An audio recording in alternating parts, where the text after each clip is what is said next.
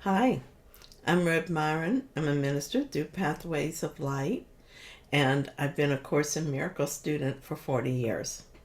I'm going through the lessons this year as I have before, and I'm asking for clarity. And then I write from that clarity, and that's what I'm sharing with you today. So let's get started. Remember, our special theme is What is the Christ? And Jesus asked that you read that every day. Okay, we're going to look today at lesson 278. If I am bound, my Father is not free. If I accept that I am a prisoner within a body in a world in which all things that seem to live appear to die, then is my Father a prisoner with me. In this I do believe. When I maintain the laws the world obeys, must I obey. The frailties and the sins which I perceive are real and cannot be escaped. If I am bound in any way, I do not know my Father nor myself, and I'm lost to all reality. For truth is free, and what is bound is not a part of truth. Father, I ask for nothing but the truth. I've had many foolish thoughts about myself and my creation, and have brought a dream of fear into my mind. Today I would not dream. I choose the way to you instead of madness and instead of fear. For truth is safe and only love is sure. So forgiveness just makes sense. If I'm bound, then so is my Father, because we are one. If I am bound, so is everyone else, because we are one. It is the same turned around. If my brother is bound, so am I. This is the reason I have no desire for anyone to be guilty. If they are bound to their guilt, I am bound to mine. I sincerely desire for everyone to be free of the world and the laws of the world. Understanding this, it's easy to forgive, and there is no temptation to keep someone guilty.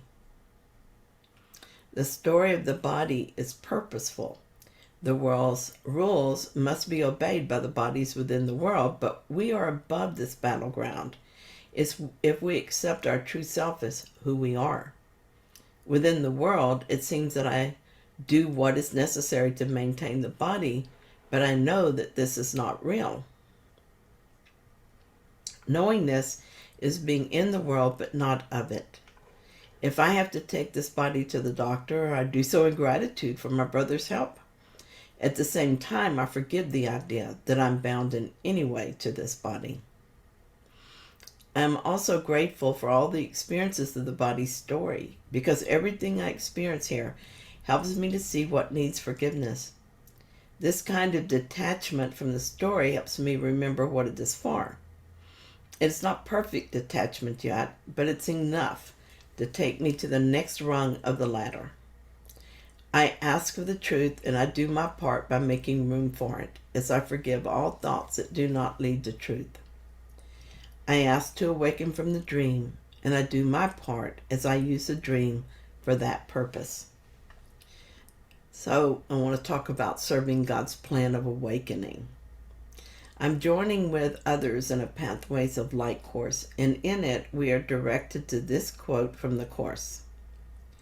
The world you see must be denied, for sight of it is costing you a different kind of vision. You cannot see both worlds, for each of them involves a different kind of seeing and depends on what you cherish. The sight of one is possible because you have denied the other. Both are not true, yet either will seem as real to you as the amount to which you hold it dear. So we need to be careful which one we're holding dear. And that's, by the way, that's from chapter 13, section 7, paragraph 2. In Course 919, Serving God's Plan of Awakening, we're also reminded that we awaken to the truth as we build the habit of asking ourselves the following questions. Right now, which plan am I serving? Which thought system am I reinforcing right now? Am I serving God's plan for awakening or the ego's illusions? Asking ourselves what plan we are serving can draw us loose from the temptation to make this world of separate bodies real. To help this practice, I watched my mind for the answer to these questions, and then I shared the answer with those taking the course with me. Here's one way I choose God's plan over the ego thought system. Making choices like this is how I escape the prison of my beliefs. So I monitor my thoughts about my body because it's easy to think that the body is subject to the laws of the world. If I'm worried about how I look, or if I'm worried about a physical problem, I change my mind. Instead, I choose thoughts that support God's plan of awakening. I remind myself that I'm under no laws but God's. I remind myself there is but one power, the power of God. Sickness has no power, and the body has no power. It is only my beliefs that govern the world. I can govern it with true beliefs as easily as the ego's false beliefs. Since this life I seem to live is not true, I can stop dreaming it. I can make a different choice and live a happy dream until I am completely done and then be free of it. I move closer to this goal each time I forgive a grievance, each time I remember to choose the truth over the ego, each time I choose love over fear, or simply choose love until I never choose anything else. Something shifted for me today. I'm not alone. I feel a loving presence within me, and when I acknowledge this presence, it brings tears of gratitude to my eyes. So here's Regina's tips on what is the Christ. Our first special theme was, what is forgiveness? We asked that forgiveness is recognizing, we saw that forgiveness is recognizing yourself as the unaffected self. Therefore, what you thought your brother did to you has not occurred. Forgiveness looks and waits and judges not. In other words, forgiveness is abiding in the qualities of Christ consciousness, accepting of what is, openness, non-attachment, and unconditional trust. This is often called equanimity. When we abide in equanimity, we allow spiritual intuition to be our consistent guide. That is forgiveness. And my thoughts about this. Becoming more identified with the self changes everything. From that perspective, forgiveness feels like love, as does unconditional trust. Allowing spiritual intuition, the Holy Spirit, to be my consistent guide feels natural. Gratitude simply is, all the time. When I am in this place, I want to grab hold of it and never let it go. But grabbing is not how one stays there. Surrender, trust, allowance, these seem to be the way it is done.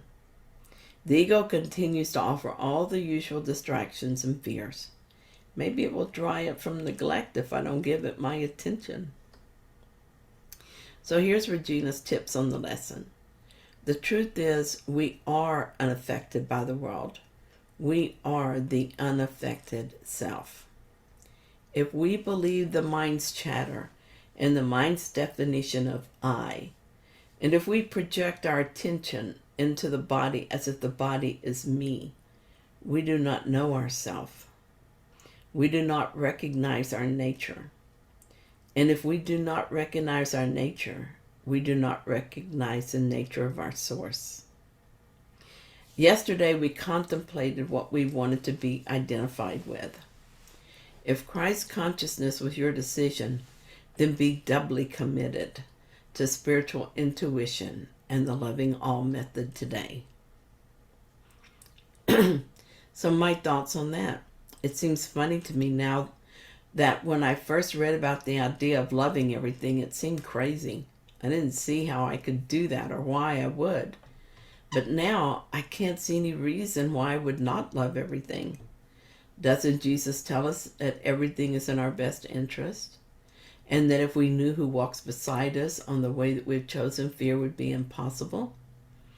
Doesn't he remind us that our day is not at random and that he is with us every step?